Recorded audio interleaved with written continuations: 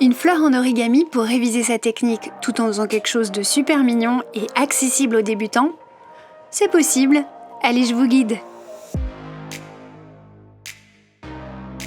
L'idée c'est de partir d'une photo, alors prenez n'importe quelle photo de fleurs par exemple que vous avez sous la main, ou même un animal, ça marche, des poules, un œuf, un bœuf. Bon d'accord, la fleur c'est plus facile. Alors, on va commencer par la styliser. D'abord je me pose quelques repères sur ma feuille et je me dis ok, la fleur là que je vois, elle est ronde. Et on va retrouver des pétales de plus en plus grands quand on va vers l'extérieur. Donc d'abord les plus grands pétales et à l'intérieur les plus petits pétales. Une fois que j'ai posé ma structure relativement grossièrement, je vais aller repasser par-dessus le dessin que j'ai fait, mais avec ma règle. C'est ce qui donne notre impression origami. Pas trop de détails à l'extérieur, des grands pétales.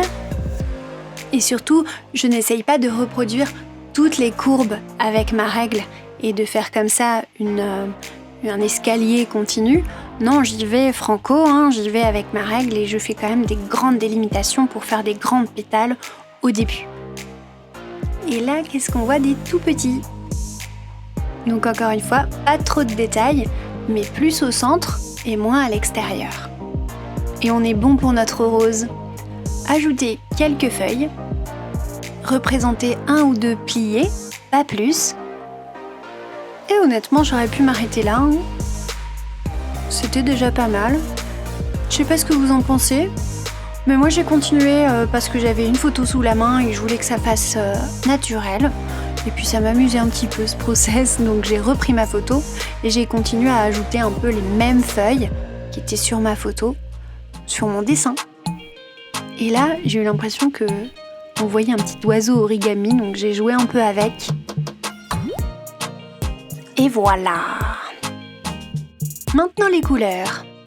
J'ai un rose poterie ici, qui est honnêtement un petit peu rare, de Winsor & Newton. Si vous n'en avez pas, vous pouvez prendre du rose permanent, mélanger un petit peu de jaune de Naples par exemple. J'ai rempli mon pétale du milieu avec. J'ai pris un peu de rose permanent, avec beaucoup moins d'eau, et je suis allée dans le mouillé, mettre quelques petites gouttes de rose permanent un petit peu partout sur les bords de mon pétale. Contrairement à d'habitude où il faut lier les formes d'une aquarelle entre elles, c'est ça qui fait joli, et même la fusion d'une zone avec une autre ça fait joli. On va essayer de pas trop fuser les zones qui se touchent entre elles pour accentuer un petit peu quand même ce côté origami. C'est pour ça que je touche pas tout de suite les bords de ma première feuille. J'y vais un peu après, j'attends que ça sèche.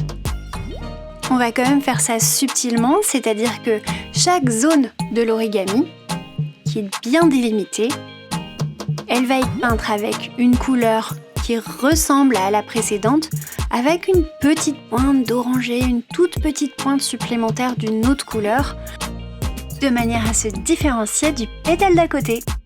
Et vous voyez là, ça fuse un petit peu, mais je m'en remets, tout va bien. Par contre, c'est pas nécessaire qu'elle soit totalement uniforme. Ici, j'éponge un petit peu avec du papier absorbant pour ajouter de la nuance. Tout à l'heure, on avait ajouté un petit peu de nuance avec le travail dans le mouillé.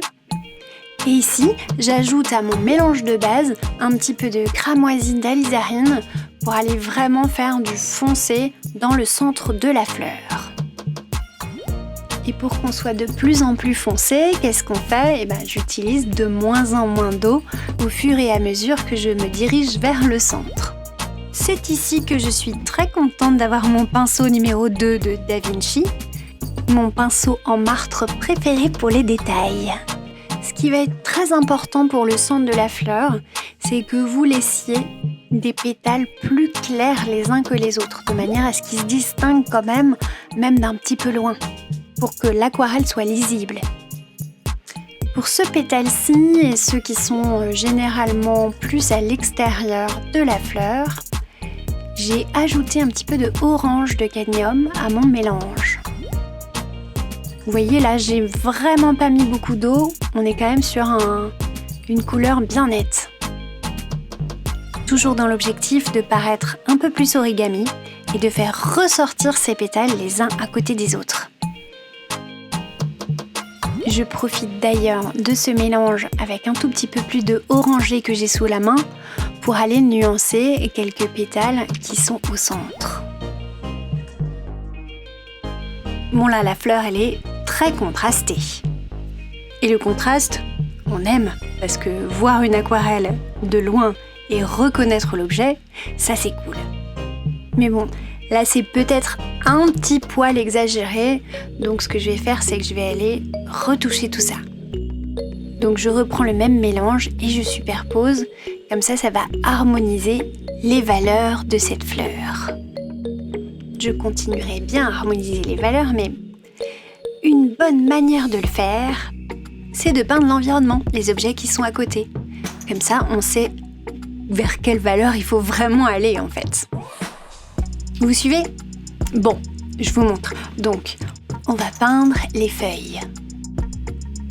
Et là, je suis partie sur mon rose poterie mélangé avec un peu de bleu. Ça va me donner, vous allez voir, des nuances de gris très jolies. Je peins d'abord la moitié d'une feuille. Ensuite, je vais aller peindre l'autre moitié. Comme ça a bien le temps de sécher et ça va pas trop déborder de la moitié d'une feuille sur l'autre. Et je profite de cette grande zone mouillée pour aller y mettre de la couleur crémeuse. Là, vraiment, je suis allée super franco, mais vous allez voir, je vais aspirer ça après. Je laisse d'abord bien s'imprégner. Je mets un petit peu là où c'est encore mouillé sur l'autre moitié de feuille. Et je vais donc aller arrêter ma fusion de cette couleur crémeuse qui est en train de fuser dans le mouillé grâce à tout simplement mon pinceau. Voilà, je récupère la couleur. Je ne travaille pas trop tout de même parce que sinon ça ferait des marques. Et la couleur que j'ai récupérée, je peux même m'en resservir dans l'autre mouillé, vous voyez ? Ça n'aurait pas du tout fait la même chose avec un sopalin. Non, vraiment, ça marche bien avec ce pinceau. C'est le pinceau que j'emploie pour toutes les feuilles ici. C'est d'ailleurs un Raphaël Soft Aqua. Leurs pinceaux Soft Aqua, c'est des pinceaux petits gris, en imitation petit gris. Justement, je suis en train d'acheter toute une série, là, c'est la 805, qui permettent d'imiter les poils d'animaux et qui ne sont pas des poils d'animaux. Vous voyez, comme avec un numéro 2, là, je peux couvrir une large surface et en même temps faire des pointes. Ouais, les pinceaux à la vie, c'est quand même pratique. Et j'ai recommencé ma petite histoire sur la deuxième moitié de la feuille. J'ai mis ma couleur de base, dans laquelle je viens faire fuser une couleur un peu plus foncée, et nécessairement avec moins d'eau. Si vous ajoutez de l'eau sur l'eau, ça va faire une piscine, ça va pas être possible. Toute la lumière ici sur les feuilles est représentée par donc du gris très clair, et à chaque fois que je vais aller dans l'ombre, c'est représenté par du violet. Donc les feuilles du dessous, elles sont très ombrées. Donc la couleur de base des feuilles du dessous, ça va être vraiment du violet pratiquement pur. Pas beaucoup dégradé quoi. Bon, ici je vais vous montrer un petit truc. Avec du sopalin, vous pouvez corriger. Ouais, si vous avez mis trop d'eau là, ça fait une petite piscine. Vous pouvez vous aider de papier absorbant pour aller retirer. S'il y a trop d'eau, vous n'aurez pas des belles fusions. C'est justement à ce moment-là que j'ai décidé d'aller refaire mon petit canard en origami, là, qui pourrait être des feuilles aussi, hein, mais ça c'est ce que je vois moi, avec mon pinceau numéro 2.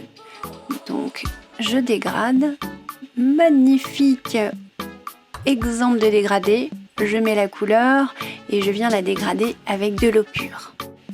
Pour le branchage, vous pouvez très bien rester sur votre couleur de base ou votre couleur ombrée. Moi, j'ai choisi d'y aller avec du bleu pour que ce soit un petit peu contrastant et visible. Par contre, j'arrive près de la fleur, je voulais pas que ce soit un bleu trop près du rouge. Et du coup, je l'ai dégradé un petit peu en arrivant vers la fleur. Et vient le moment des tâches.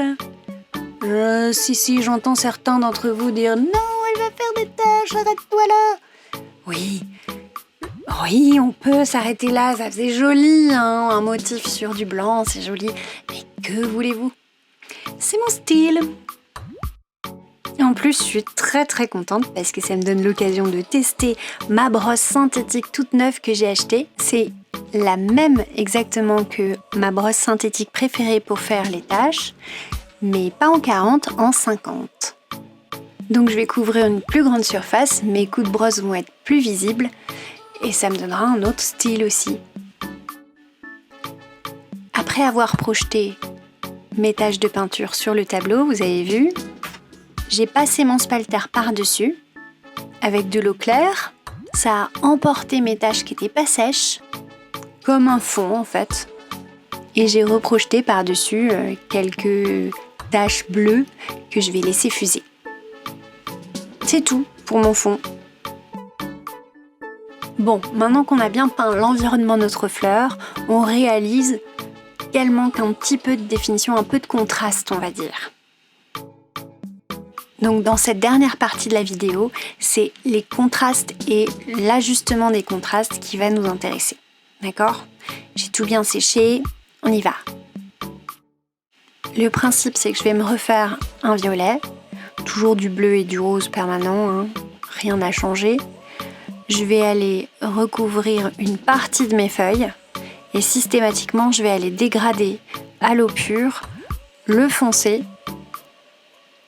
vers les parties claires. Et c'est cette deuxième couche qui évidemment va donner de la profondeur aux feuilles. Voilà, je pose la couleur foncée et je dégrade avec un autre pinceau qui ne contient que de l'eau. L'astuce est là pour que ça marche super bien. Je vais d'abord poser l'eau et après je fais se rejoindre l'eau et la couleur foncée et ça va venir fuser tout seul, tout doucement. Regardez, je vous le refais là. Je pose l'eau autour et ensuite je fais toucher l'eau avec la couleur foncée. C'est magique, ça marche à tous les coups, promis.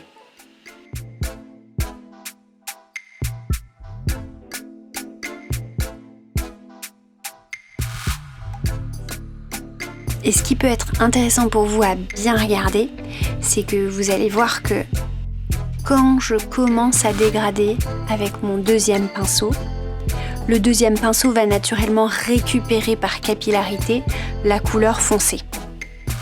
Donc je vais aller le retremper dans l'eau, l'égoutter et continuer mon dégradé. En tout cas sur sec et pas sur mouillé, ça marche comme ça. Parce que sinon ce que vous allez faire c'est juste étendre une couleur, hein, c'est tout. Et ici pour que ma rose ait l'air, je sais pas, un peu plus naturelle, j'avais envie d'effacer la bande blanche là qui était là. J'ai rajouté dans le mouillé, j'ai remis un peu de rose, j'ai rajouté un peu de jaune dans le mouillé. Voilà, comme ça je me suis dit tiens ça va faire un joli, ça va peut-être faire une nuance. On expérimente hein, après tout. Je retravaille toujours mes valeurs, j'avais envie que le branchage soit beaucoup plus foncé près de mon petit oiseau en bas. Donc je les retravaille et je les dégrade avec du violet sous la fleur, juste sous la fleur, parce que je me suis rendu compte que sous la fleur c'est là où il doit y avoir de l'ombre en fait. Donc du coup j'ai mis plus d'ombre et j'ai dégradé, comme ça j'ai une nuance dans le branchage.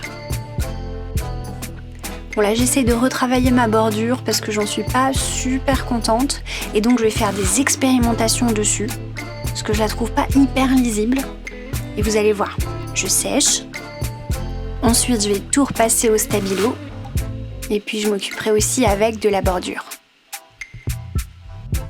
C'est des stabilos, alors .88 des fine liner, c'est-à-dire que c'est des 0.4 mm. Et je trouve vraiment que ça ajoute un coup de modernité à notre petite fleur origami.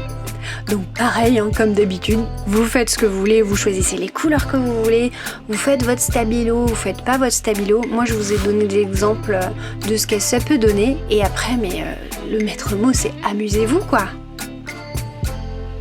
Donc bon, je fais matcher quand même la couleur de mes stabilos avec la couleur de mon motif.